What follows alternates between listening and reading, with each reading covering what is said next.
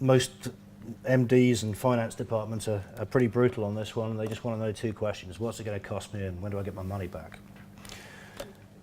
They're not interested in carbon emissions, or they maybe have some CSR commitments that play into the carbon argument, but my experience certainly of visiting a lot of companies is it really does come down to hard currency.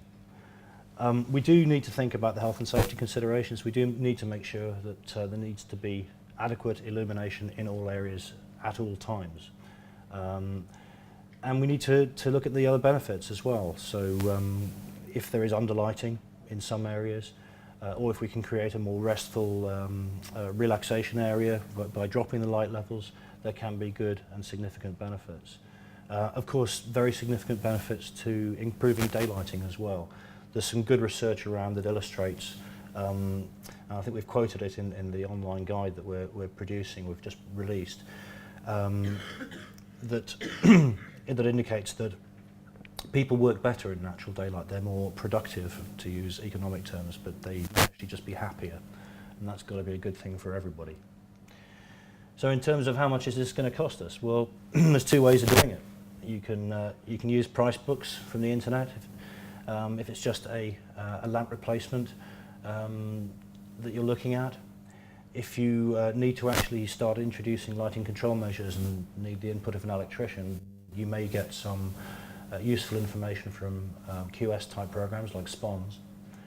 But really I would advise going much more down the route of getting actual quotes in, get an electrician in at the earliest possible opportunity. So the accessibility of wiring is important, and the access to the site itself.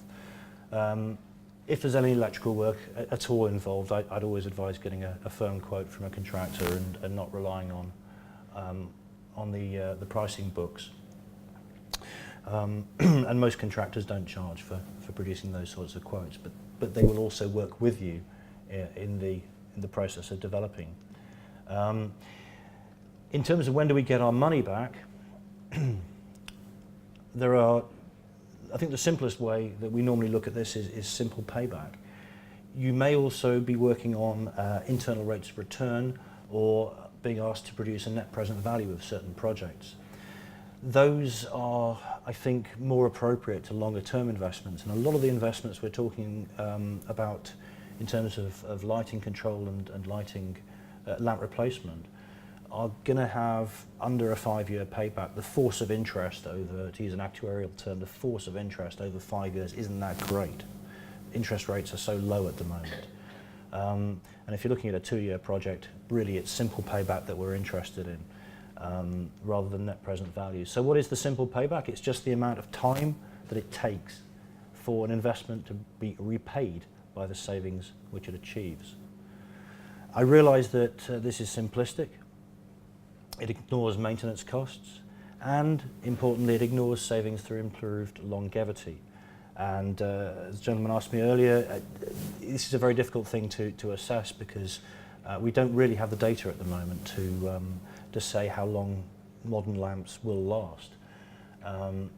But as long as the payback period is less than the expected life of the equipment, then you're in credit overall. You can't go too badly wrong in that case.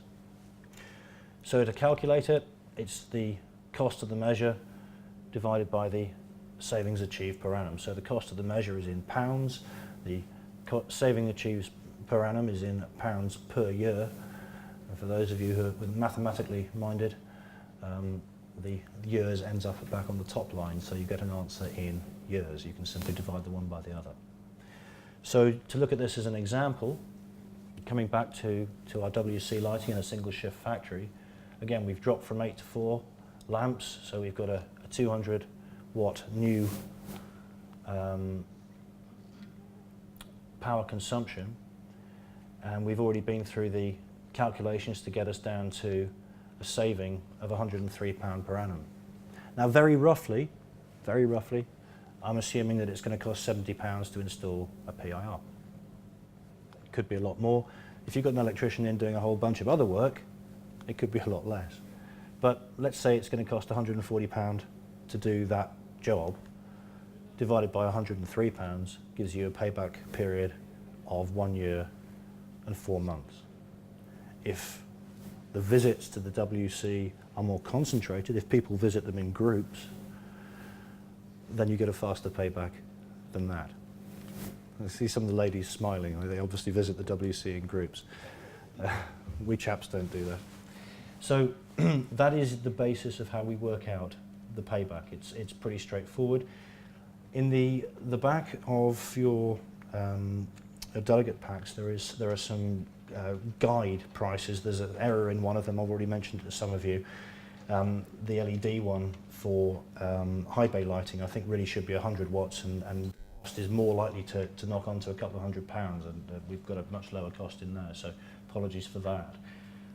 But you have the cost figures in there to do some payback calculations for the various areas of the buildings that you've been focusing on. Presumably by now, for most of you, it's 3 or 4 different areas that you can have a look at.